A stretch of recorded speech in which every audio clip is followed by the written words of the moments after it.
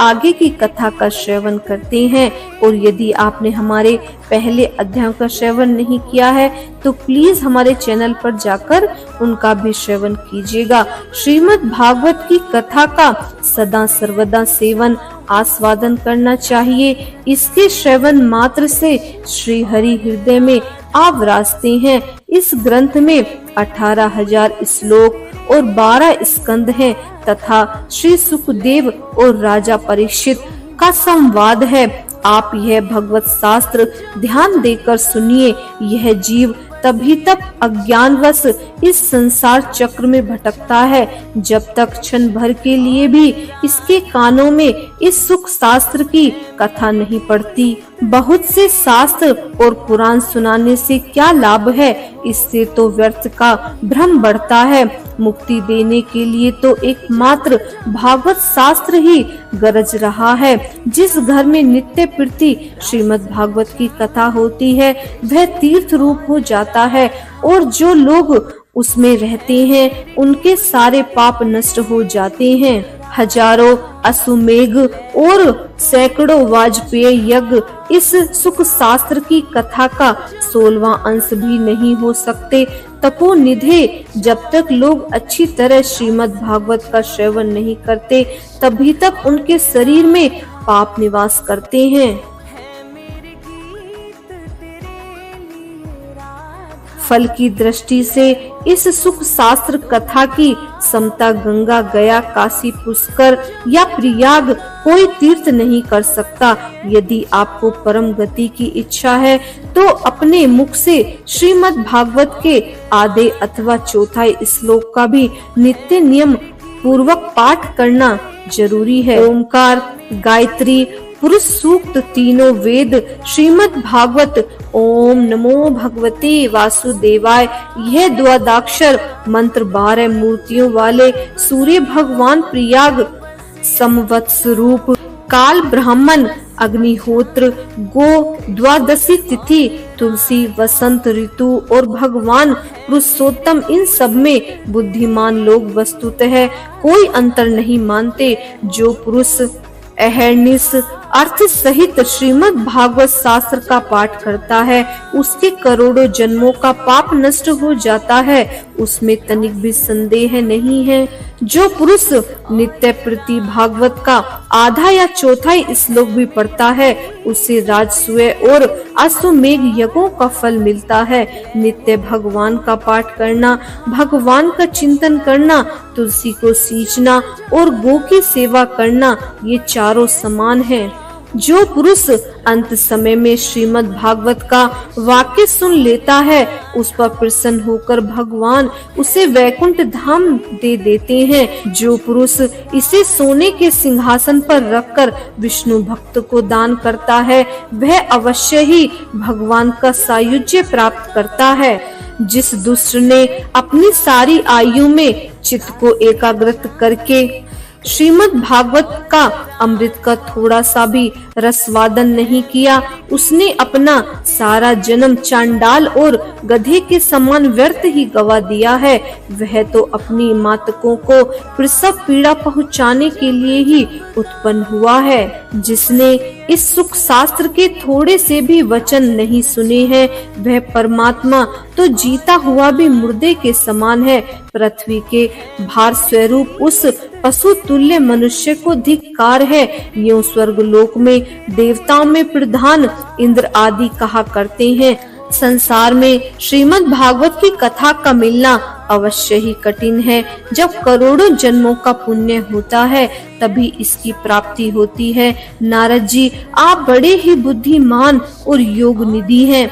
आपका प्रयत्न पूर्वक कथा का श्रवण कीजिए। इसे सुनने के लिए दिनों का कोई नियम नहीं है, इसे तो सर्वदा ही सुनना चाहिए। इसे सत्य भाषण और ब्रह्मचार्य पालन का पूर्वक सर्वदा ही सुनना श्रेष्ठ माना गया है, किंतु कलयुग में ऐसा करना कठिन है। इसीलिए इसकी सुखदेव जी ने जो विशेष विधि बताई है वह जान लेना चाहिए। कलयुग में बहुत दिनों तक चित्त की वृत्तियों को वश में रखना, नियमों में बंधे रहना, किसी पुण्य कर्म के लिए दीक्षित रहना कठिन है। इसीलिए सप्ताह श्रवण की विधि है। श्रद्धा पूर्वक कभी भी श्रवण करने से अथवा माघ मास में श्रवण करने से जो फल मिलता है वही फल श्री सुखदेव जी ने सप्ताह श्रवण में निर्धारित किया है।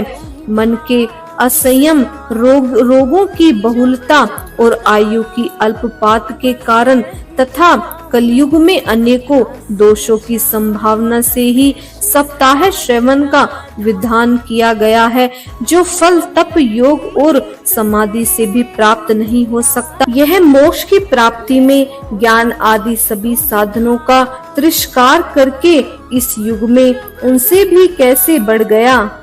सूत जी ने कहा, सोनक जी, जब भगवान श्री कृष्ण इस धर्म धाम को छोड़कर अपने नित्य धाम को जाने लगे, तब उनके मुखारविंद से एकादश स्कंद का ज्ञानोपदेश सुनकर भी उद्धव जी ने पूछा। उद्धव जी बोले, गोविंद, अब आप तो अपने भक्तों का कार्य करके परम धाम को पधारना चाहते हैं, किंतु मेरे मन में एक बड़ी चिंता है, उसे सुनकर आप मुझे शांत कीजिए। अब घोर कली काल आया ही समझिए, इसीलिए संसार में फिर अनेकों दुष्ट प्रकट हो जाएंगे।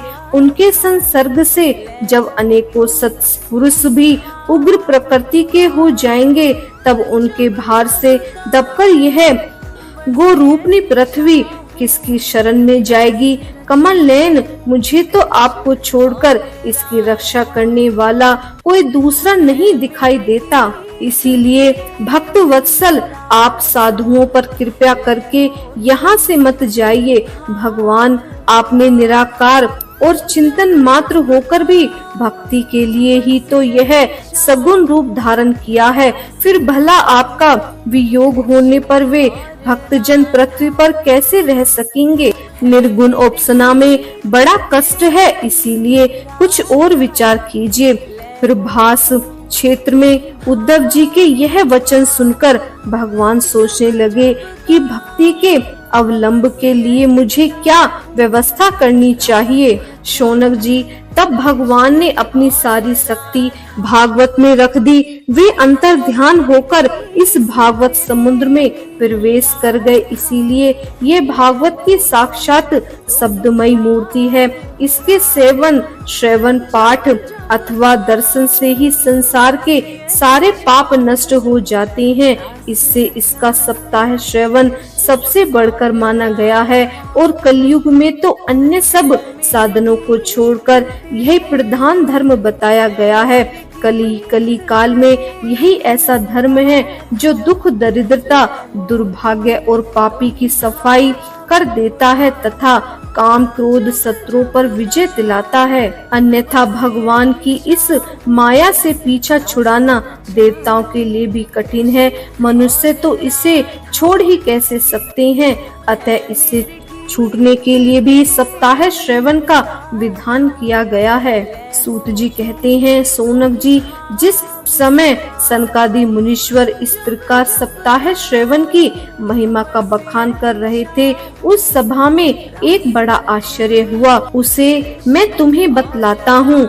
वहाँ तरुणा अवस्था की प्राप्त हुई अपने दोनों पुत्रों को साथ लेकर विशुद्ध प्रेम रूपा भक्ति बार बार श्री कृष्ण, गोविंद, हरे मुरारी, हे नाथ, नारायण, वासुदेव आदि भगवान नामों का उच्चारण करती हुई आकाश मन प्रकट हो गई। सभी सदस्यों ने देखा कि परम सुंदरी भक्ति रानी भागवत के अर्थों का आभूषण पहने वहीं पधारी मुनियों की यह सभा में सभी यह तर्क वितर्क करने लगे कि ये यहाँ कैसे आई, कैसे प्रविष्ट हुई।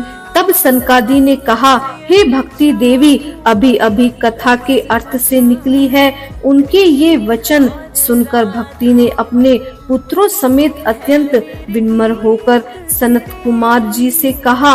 भक्ति बोली, मैं कलयुग में निष्ठ प्राय हो गई थी। अपने आपने कथामृत से सींचकर मुझे फिर से पुष्ट कर दिया है। अब आप यह बताइए कि मैं कहाँ रहूं?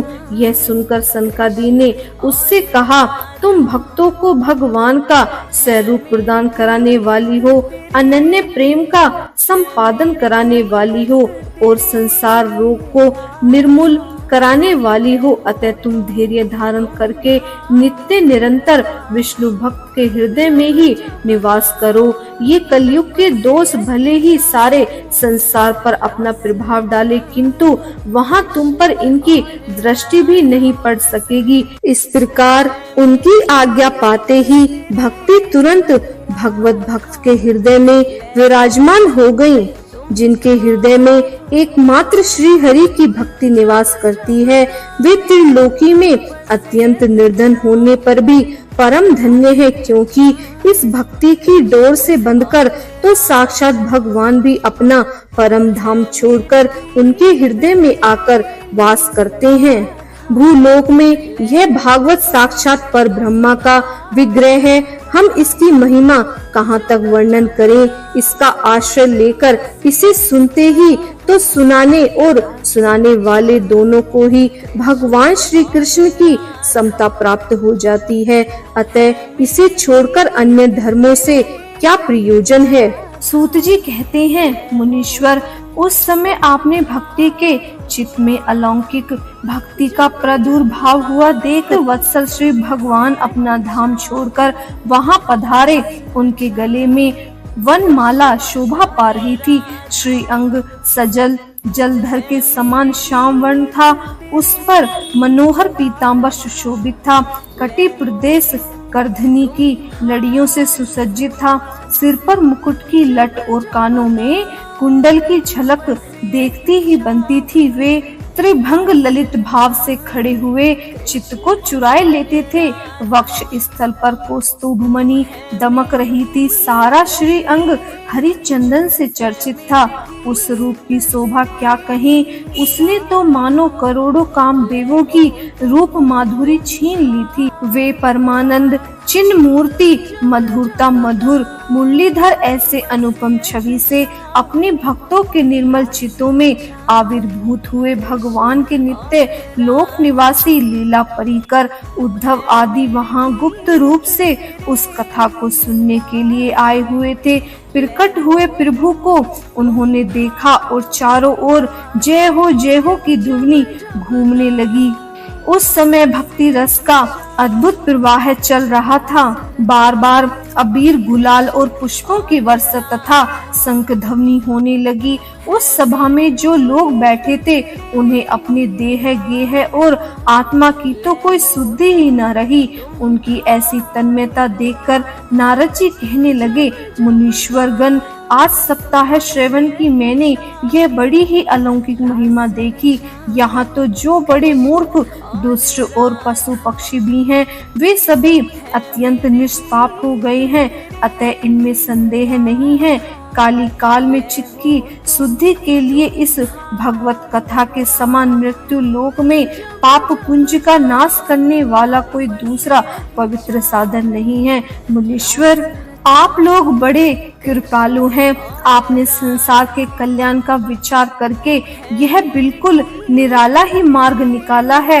आप कृपया कर यह तो बताइए कि इस कथा रूप सप्ताह यज्ञ के द्वारा संसार में कौन कौन लोग पवित्र हो सकते हैं। सनकादि ने कहा, जो लोग सदा तरह तरह के पाप किया करते हैं, वे निरंतर दुराचार में ही तत्पर रहते हैं और उल्टे मार्गों से चलते हैं, तथा जो क्रोध ध्वनि से जलते रहने वाले कुटिल और काम परायण हैं, वे सभी इस कलयुग में सप्ताह यज्ञ से पवित्र हो जाते हैं। जो सत्य से छूटते माता पिता की निंदा करने वाले, तृष्णा के मारे व्याकुल, आश्रम धर्म से रहित, दंभी, दूसरों की उन्नति देखकर कुढ़ने वाले और दूसरों को दुख देने वाले हैं, वे भी कलयुग के सप्ताह यज्ञ से पवित्र हो जाते हैं। जो मदिरा पान, ब्रह्म हत्या, स्वर्ण की चोरी, गुरु स्त्री गमन और विश्वासघात,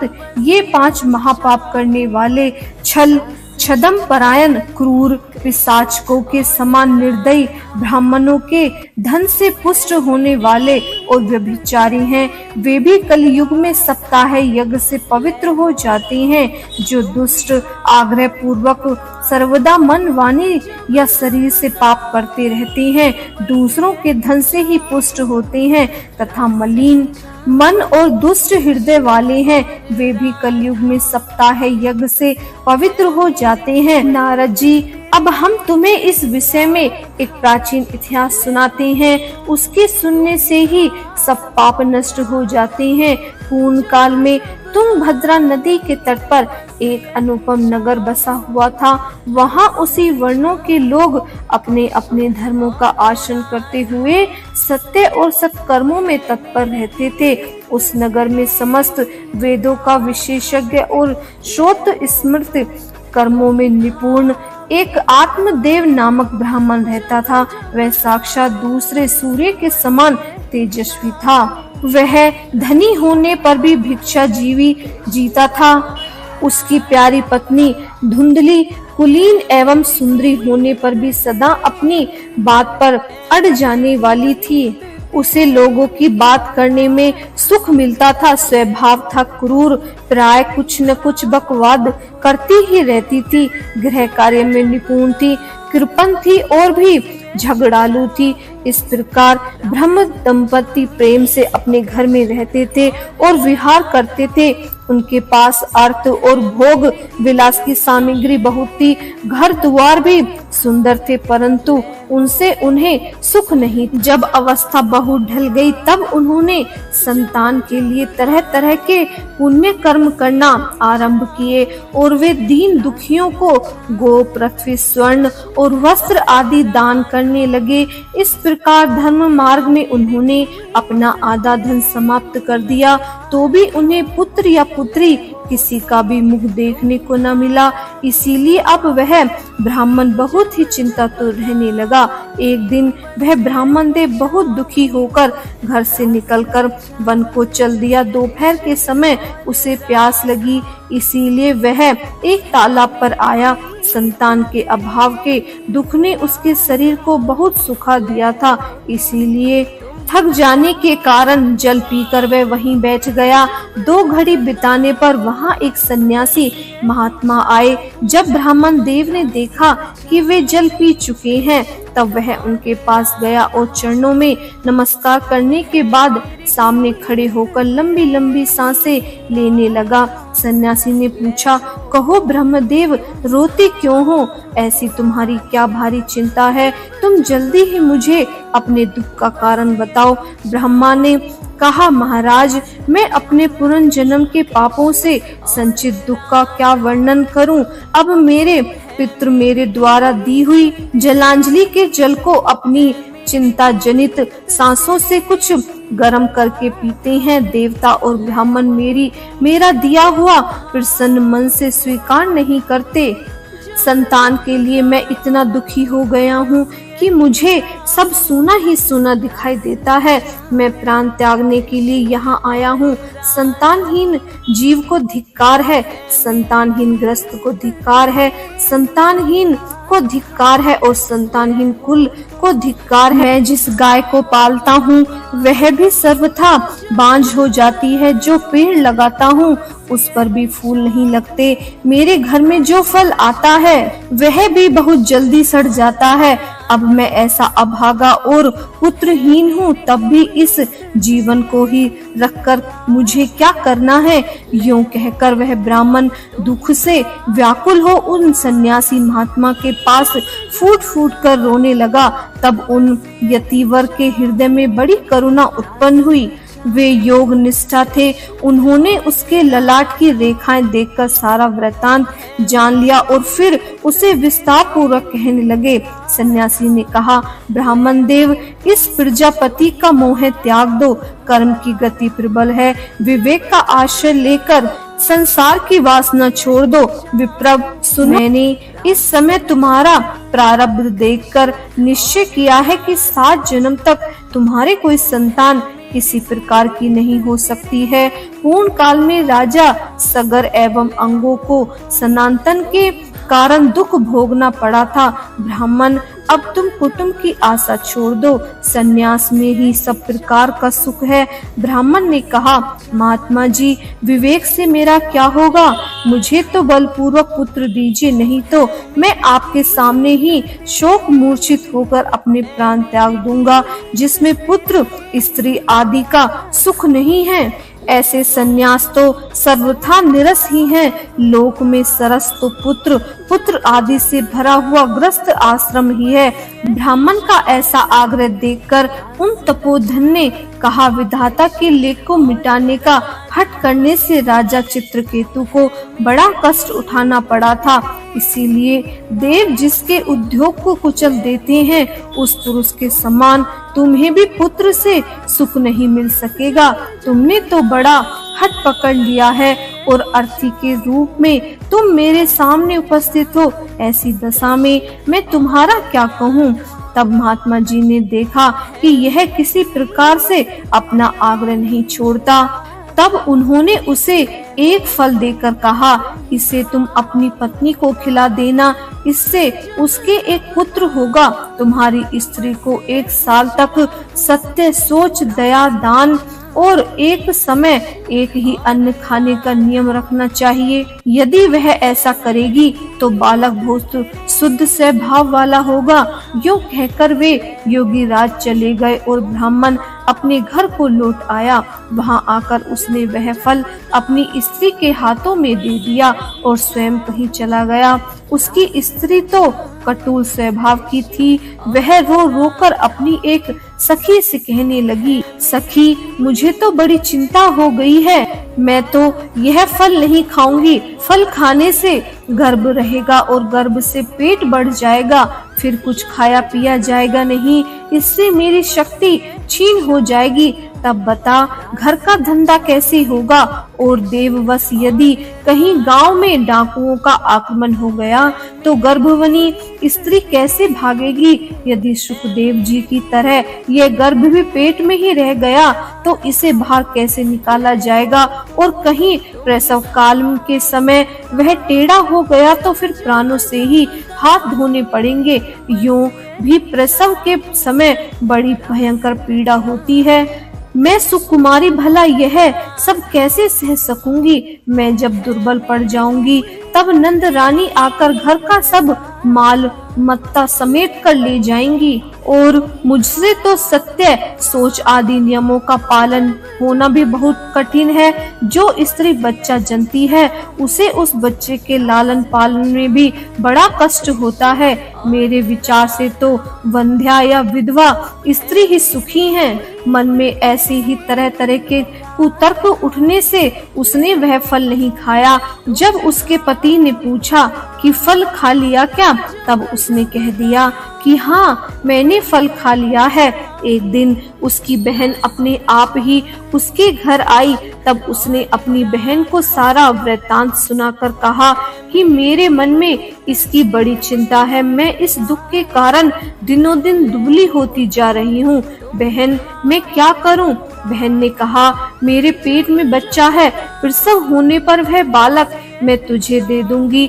जब तक तू गर्भवती के समान घर में गुप्त रूप से सुख से रह, तू मेरे पति को कुछ धन दे देना तो वे तुझे अपना बालक दे देंगे। हम ऐसी युक्ति करेंगे कि जिससे सब लोग यही कहेंगे कि इसका बालक 6 महीने का होकर मर गया और मैं नित्य प्रति तेरे घर आकर उस बालक का लालन पोषण करती रहूंगी। तू इस समय इसकी जांच रखने के लिए यह फल गो को खिला दे। ब्राह्मणी ने स्त्री स्वभाव बस जो उसकी बहन ने कहा वैसे ही सब किया। इसके पश्चात समय अनुसार जब उस स्त्री के पुत्र हुआ तब उसके पिता ने चुपचाप लाकर उसे धुंधली को दे दिया और उसने आत्मदेव को सूचना दे दी कि मेरे सुख पूर्वक बालक हो गया है। इस प्रकार आत्मदेव के पुत्र हुआ।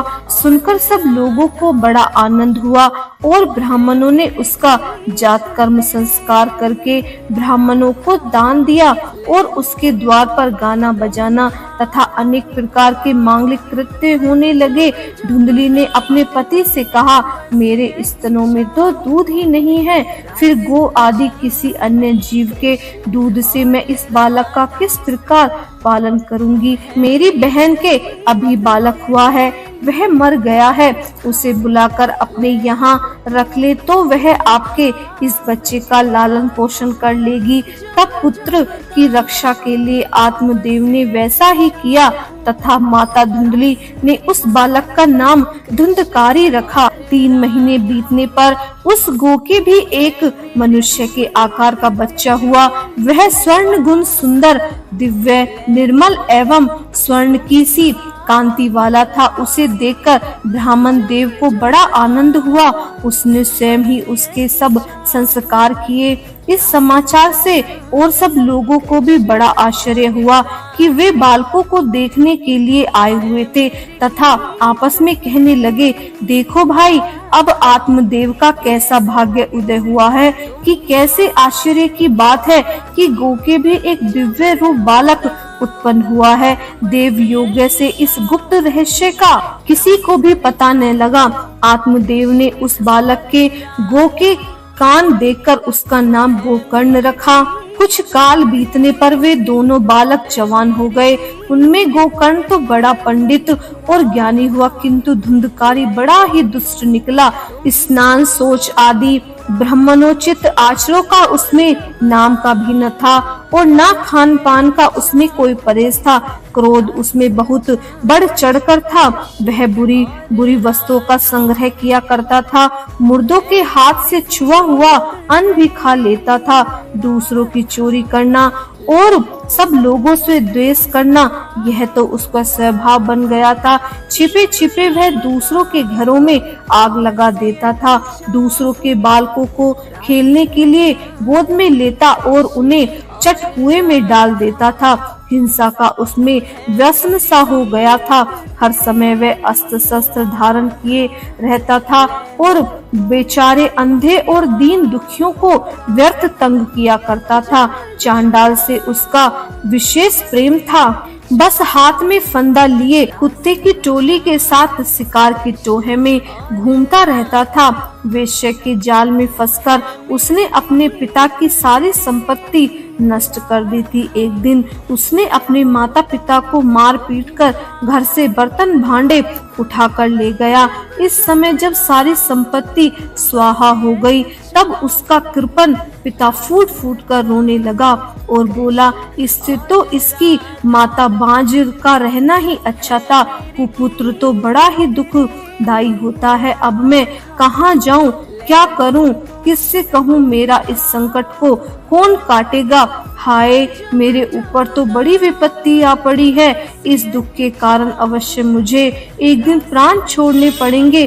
उसी समय परम ज्ञानी गोकर्ण जी वहां आए और उन्होंने पिता को वैराग्य का उपदेश करते हुए बहुत समझाया। वे बोले, पिताजी, यह संसार असार है, यह अत्यंत दुख रूप और मोह में डालने वाला है। पुत्र जिसका, धन किसका, स्नेहवान पुरुष रात दिन दीपक के समान जलता रहता है। सुख न तो इंद्र को है और न ही चक्रवर्ती राजा को सुख है। सुख तो केवल विरक्त एकांत जीव मुनि को है। यह मेरा पुत्र है, इस अज्ञान को छोड़ दीजिए। मोह से नरक की प्राप्ति होती है। यह शरीर तो नष्ट होगा ही, इसीलिए सब कुछ छोड़कर वन में चले जाइए। गोकर्ण के वचन सुनकर आत्मदेव वन में जाने के लिए तैयार हो गया और उससे कहने लगा कि बेटा, वन में रहकर मुझे क्या करना चाहिए, यह मुझे विस्तार पूर्वक कहो। मैं बड़ा मूर्ख हूँ। अब तक कर्मवश स्नेह पास से बंधा हुआ अपंग की भांति इस घर रूप अंधकार के कुएं में ही पड़ा रहा। तुम बड़े दयालु हो, इसमें मेरा उद्धार करो। गोकर्ण कहने लगा, पिताजी, यह शरीर हड्डी मांस और रुधिर का पिंड है। इसे आप मैं मानना छोड़ दें और स्त्री पुत्र आदि को अपना कभी न माने। इस संसार को रात दिन क्षण भंगुर देखें, इसकी किसी भी वस्तुओं को स्थायी समझकर उसमें राग न करें। बस एकमात्र वैराग्य रस के रसिक होकर भगवान की भक्ति में लगे रहें। भक्तजन ही सबसे बड़ा धर्म है, निरंतर उसी का आश्रय लीजिए। अन्य सब प्रकार के लौकिक धर्म से मुख मोड़ लें। सदा साधु जनों की सेवा करें, भोगों की लालसा को पास न भटकने दें तथा जल्द से जल्दी दूसरों के गुण दोषों का विचार करना छोड़कर एकमात्र भगवत सेवा और भगवान की कथाओं के रस का ही पान करें। इस प्रकार पुत्र की वाणी से प्रभावित होकर आत्मदेव ने घर छोड़ दिया और वन की यात्रा की। यद्यपि उसकी आयु उस समय 60 वर्ष की हो चुकी थी, फिर भी बुद्धि में पूरी दृढ़ता थी। वह रात दिन भगवान की सेवा पूजा करने से और नियम पूर्वक भागवत के 10वें स्कंद का पाठ करने से उसने भगवान श्री चंद्र को प्राप्त कर लिया। सूत जी कहते हैं, सोनक जी पिता के वन में चले जाने पर एक दिन धुंधकारी ने अपनी माता को बहुत पीटा और कहा, बता धन कहाँ रखा है, नहीं तो अभी तेरे लठुआ जलती लकड़ी से खबर लेता हूँ। उसकी इस धमकी से डरकर और पुत्र के उपद्रव से दुखी होकर वह रात्रि के समय कुएं में जा गिरी और इससे उसकी मृत्यु हो गई। योगनिष्ठ गोपर्ण जी तीर्थ यात्रा के लिए निकल गए। उन्होंने इन घटनाओं से कोई सुख या दुख नहीं होता था, क्योंकि उनका न तो कोई मित्र था और न ही कोई शत्रु था। धुंधकारी 5 वेश्याओं के साथ घर में रहने लगा। उनके लिए भोग सामग्री जुटाने की चिंता ने उसकी बुद्धि नष्ट कर दी और वह नाना प्रकार के अत्यंत कुकर्म करने लगा। एक दिन उन उल्टाओं ने उससे बहुत से गहने मांगे। वह तो काम से अंधा हो रहा था, मौत की उसे कभी याद नहीं आती थी। बस उन्हें जुटाने के लिए वह घर से निकल पड़ा। वह जहां तहां से बहुत सा धन चुराकर घर लौट आया और उन्हें कुछ सुंदर वस्त्र और आभूषण लाकर दिए। चोरी का बहुत माल देखकर रात्रि के समय स्त्रियों ने विचार किया कि यह नित्य ही चोरी करता है, इसीलिए इसे किसी दिन अवश्य राजा पकड़ लेगा। राजा यह सारा धन छीनकर इसे निश्चय ही प्राण दंड देगा। जब एक दिन इसे मरना ही है, तब हम ही धन की रक्षा के लिए गुप्त रूप से इसको क्यों न मार डालें। इसे मारकर हम इसका माल मत्ता लेकर जहां कहीं चली जाएंगी। ऐसा निश्चय कर उन्होंने सोए हुए धुंधकारी को रस्सियों से कस दिया और उसके गले में फांसी लगाकर उसे मारने का प्रयत्न किया। इससे जब वह जल्दी न मरा तो उन्हें बड़ी चिंता हुई। तब उन्होंने उसके मुंह पर बहुत से धधकते अंगारे डाले, इससे वह अग्नि की लपटों से बहुत झटपटाकर मर गया। उन्होंने उसके शरीर को एक गड्ढे में डालकर गाड़ दिया। सच है, स्त्रियां बड़ी दुस्साहसी होती हैं। उनके इस कृत्य का किसी को भी पता न चला। लोगों के पूछने पर उन्होंने कह दिया कि हमारे प्रियतम पैसों के लोभ से अब की बार कहीं दूर चले गए हैं, इसी वर्ष के अंदर लौट आएंगे। बुद्धिमान पुरुष को दुष्टा स्त्रियों का कभी विश्वास न करना चाहिए। जो मूर्ख इनका विश्वास करता है उसे दुखी होना पड़ता है। इनकी वाणी तो अमृत के समान कामियों के हृदय में रस का संचार करती हैं, किंतु हृदय छुरे की धार के समान तीक्ष्ण होता है। भला इन स्त्रियों का कौन प्यारा है। वे उल्टाएं धुंधकारी की सारी संपत्ति समेटकर वहां से चंपत हो गईं। उनके ऐसे न जाने कितने पति होते हैं और धुंधकारी अपने कुकर्मों के कारण भयंकर प्रेत हुआ।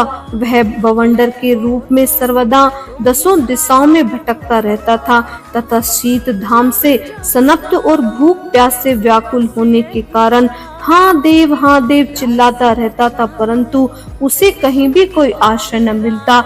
कुछ काल बीतने पर गोकर्ण ने भी लोगों के मुख से धुंधकारी की मृत्यु का समाचार सुना। तब उसे अनाथ समझकर उन्होंने उसका गया जी में श्राद्ध किया और भी जहाँ-जहाँ वे जाते उसका श्राद्ध अवश्य करते थे। इस प्रकार घूमते घूमते गोकर्ण जी अपने नगर में आए और रात्रि के समय दूसरों की दृष्टि से बचकर सीधे अपने घर के आंगन में सोने के लिए पहुंचे। वहां अपने भाई को सोया देख आधी रात के समय धुंधकारी ने अपना बड़ा विकट रूप दिखाया। वह कभी भेड़ा, कभी हाथी, कभी भैंसा, कभी इंद्र तो कभी अग्नि का रूप धारण करता। अंत में वह मनुष्य के आकार में प्रकट हुआ। ये विपरीत अवस्थाएं देखकर गोकर्ण ने निश्चय किया कि यह कोई दुर्गति को प्राप्त हुआ जीव है। तब उसने उससे धैर्य पूर्वक पूछा।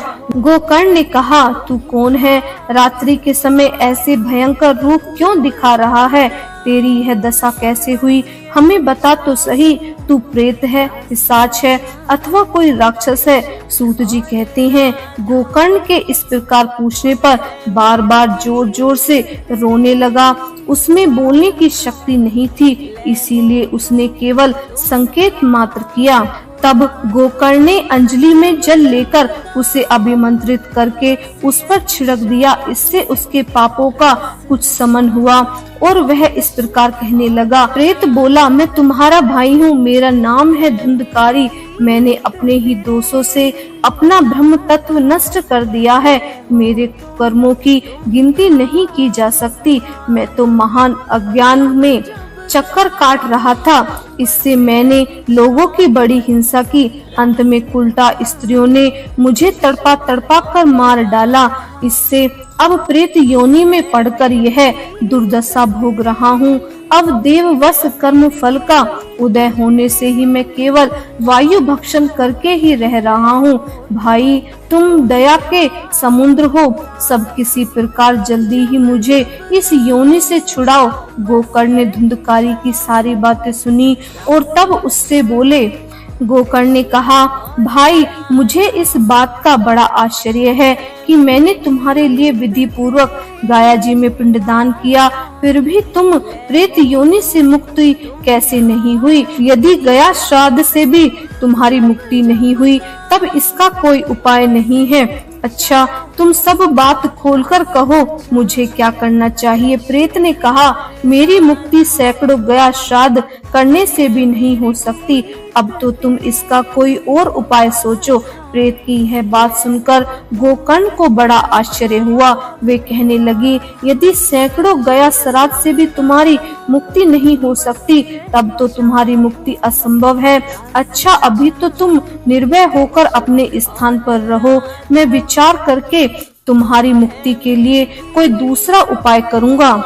गोकर्ण की आज्ञा पाकर धुंधकारी वहां से अपने स्थान पर चला गया। इधर गोकर्ण ने रात भर विचार किया, तब भी उन्होंने कोई उपाय नहीं सूझा। प्रातःकाल उनको आया देख लोग प्रेम से उनसे मिलने आए। तब गोकर्ण ने रात में जो कुछ जिस प्रकार हुआ था वह सब उन्हें सुना दिया। उनमें जो लोग विद्वान, योगनिष्ठ, ज्ञानी और वेदज्ञ थे, उन्होंने भी अनेकों शास्त्रों को उलट पुलट देखा तो भी उनकी मुक्ति का कोई उपाय न मिला। तब सबने यही निश्चय किया कि इस विषय में सूर्य नारायण जो आज्ञा करें वही करना चाहिए। अतः गोकर्ण ने अपने तपोबल से सूर्य की गति को रोक दिया। उन्होंने स्तुति की, भगवान आप सारे संसार के साक्षी हैं, मैं आपको नमस्कार करता हूँ। आप मुझे कृपया करके धुंधकारी की मुक्ति का साधन बताइए। गोकर्ण की यह प्रार्थना सुनकर सूर्य देव ने दूर से ही स्पष्ट शब्द में कहा, श्रीमद् भागवत से मुक्ति हो सकती है, इसीलिए तुम उसका सप्ताह पारायण करो। सूर्य का यह धर्ममय वचन वहां सभी ने सुना। तब सबने यही कहा कि प्रयत्न पूर्वक यही करो, यही सब साधन बहुत सरल है। अतः गोकर्ण जी तदंतर अनुसार निश्चय करके कथा सुनाने के लिए तैयार हो गए। देश और गांव से अनेकों लोग कथा सुनने के लिए आए। बहुत से लंगड़े, लूले, अंधे, बूढ़े और मंद बुद्धि पुरुष भी अपने पापों की निवृत्ति के उद्देश्य से वहां आ गए। इस प्रकार वहां इतनी भीड़ हो गई कि उसे देखकर देवताओं भी आश्चर्य होते हुए देखते रहे। जब गोकर्ण व्यास गद्दी पर बैठकर कथा कहने लगे, तब वह प्रेत भी वहां आ पहुंचा और इधर बैठने के लिए स्थान ढूंढने लगा। इतने में ही उसकी दृष्टि एक सीधे रखे हुए 7 गांठ के बांस पर पड़ी। उसी के नीचे के छिद्र में घुसकर वह कथा सुनने के लिए वहां बैठ गया। वायु रूप होने के कारण वह बाहर कहीं बैठ नहीं सका था, इसीलिए बांस में घुसकर बैठ गया। हरे कृष्णा, राधे राधे। इसके आगे का श्रवण हम आने वाले अध्याय में करेंगे।